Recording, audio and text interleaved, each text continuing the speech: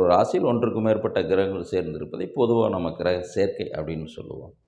அப்போ ராசி அப்படிங்கிறது 30 டிகிரி அளவு கொண்டது. ஒன்றுக்கு மேற்பட்ட கிரகங்கள் இருப்பதை பொதுவான கிரக சேர்க்கையாக நாம் எடுக்கிறோம். சரி, இந்த ராசியிலிருந்து துல்லியப்படுத்துறது எப்படி அப்படின்னு சொல்லி பார்க்குறப்ப, அந்த ராசியில 3 நட்சத்திரங்கள் இருக்கும்.